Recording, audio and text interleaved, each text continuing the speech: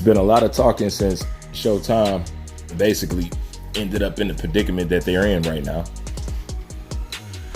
And the conversations are cool. They just late.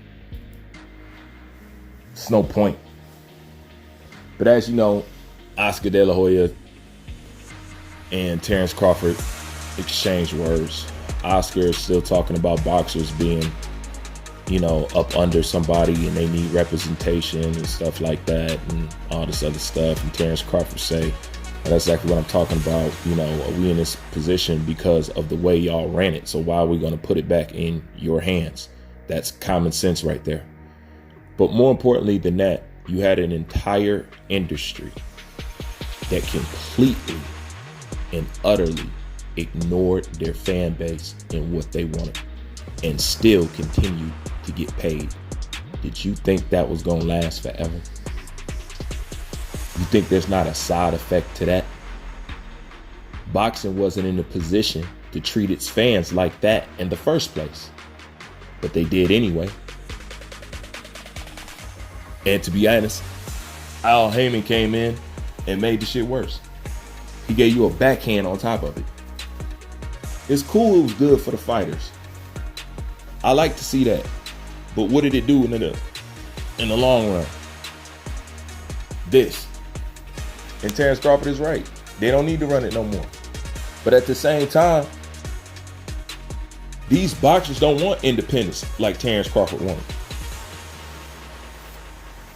I've come to realize they want to be up under somebody. They don't want to do the work. You know how I know that they don't want to do the work? It's not just that it's the industry's fault. Like I said, we all played a hand in it. But just look at the social media presence that they could keep up that they don't. Even Crawford. And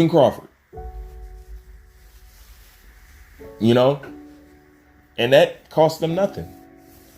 All the people around them, somebody could be doing that. They just stay engaged with us. That's all it is, which helps them. Which, helps their popularity, helps them get known, talked about.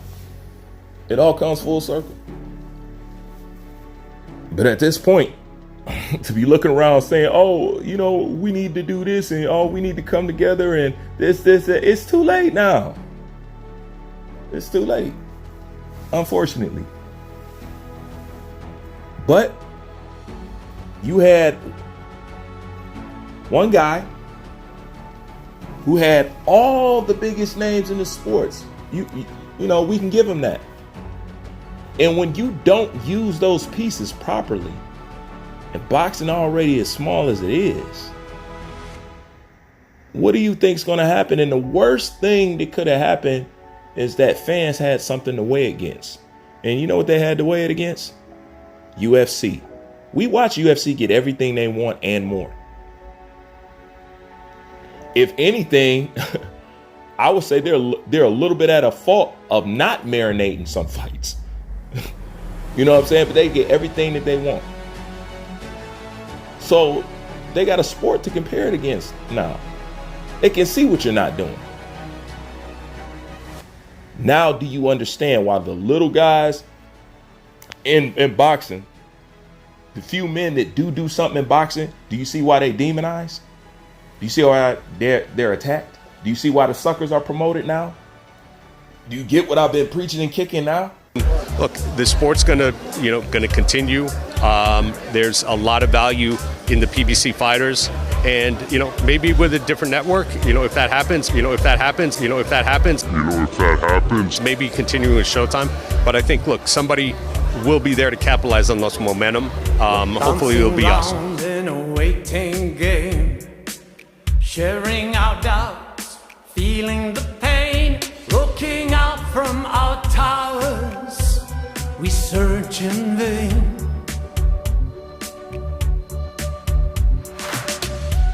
We witness one another's moves. We are critics to all who lose. The risk that we take, the bliss in our hearts is fake.